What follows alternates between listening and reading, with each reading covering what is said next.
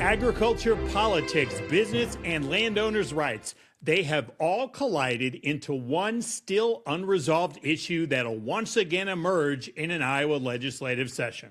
Summit Carbon Solutions is an Ames-based company.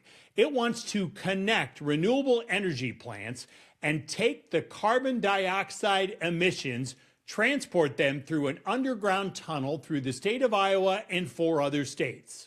The Iowa Utilities Commission already gave the company authority to use eminent domain when it cannot get voluntary agreements with landowners. Some landowners have protested about this at the Iowa State House for the last few years. They do not believe a private company should be able to force its for-profit pipeline through their land if they don't want it.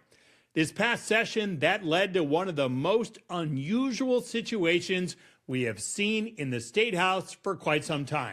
House Republicans passed some restrictions on the use of eminent domain, but Senate Republican leadership would not allow a vote on that bill.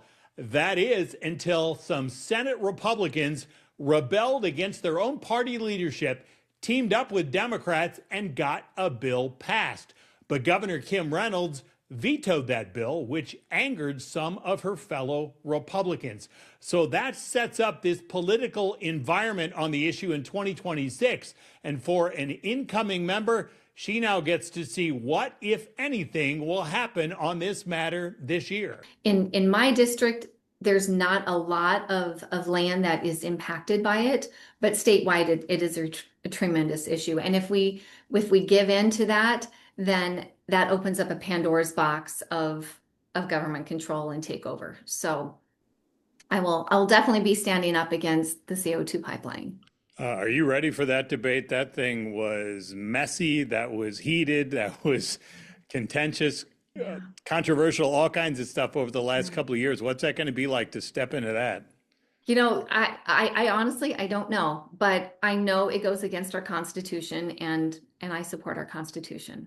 Now, supporters of the pipeline say that there are some benefits here. This could keep the carbon emissions out of the air. It could provide extra income for the landowners for allowing the pipeline to come through their property, and it could provide some new opportunities for farmers. Many farmers are dealing with a host of challenges right now. Low prices, higher costs, uncertainty about what President Trump's higher tariffs will do with their exports. We asked 2 Iowa farmers about how they are feeling following the recent $12 billion federal bailout. What we know is it's not enough to make farmers whole again for all the damage that's been done. Our farmers would much rather gain their paycheck from a fair marketplace as from a relief package.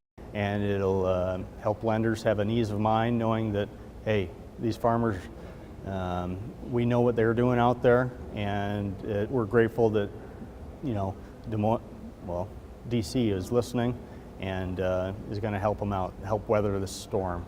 We know that the current struggles in the farming community and the agricultural manufacturing sector are stressing the state's overall economy. We also know that many Iowa families are struggling to afford their groceries right now. State Capitol Bureau reporter Isabella Warren looks at what's happening in Iowa's food system now. Marlene Forsberg lived much of the year on the edge. When she temporarily lost her federal food assistance, she had no choice but to head to a food pantry.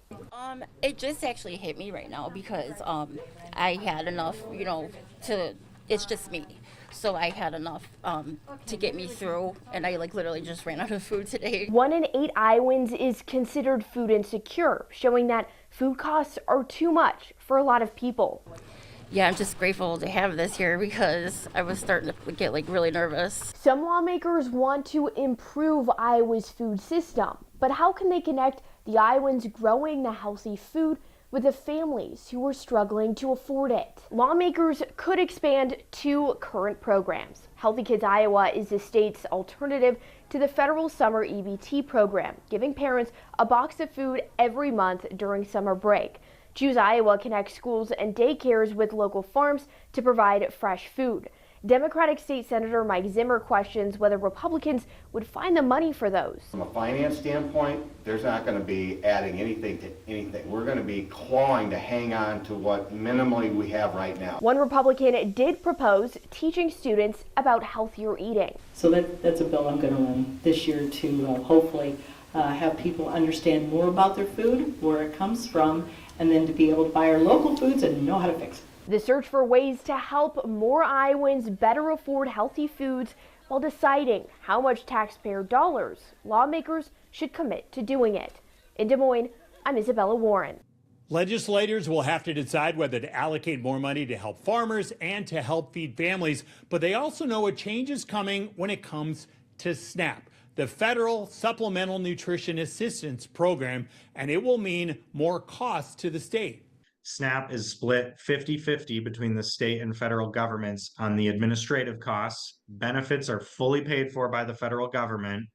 The administrative costs are changing to a 75-25 split. So the state's going to have to come up with about $15 million to cover that additional 25%. And the more concerning piece is the benefit cost share, which states could be on the hook for up to 15% of the costs, or they could pay nothing. And it all depends on the state's payment error rate for SNAP. States need to be under 6% to avoid that penalty. And right now, Iowa is at 5.9%. As lawmakers adjust for those changes, they must also decide whether to make some changes when it comes to education. We will look at a new center that Republicans say will push back against what they believe is a liberal bias on the state's university campuses. And also ahead on this Inside Iowa Politics legislative preview special, whether it's time to commit more money to find out why so many Iowans are getting diagnosed with cancer.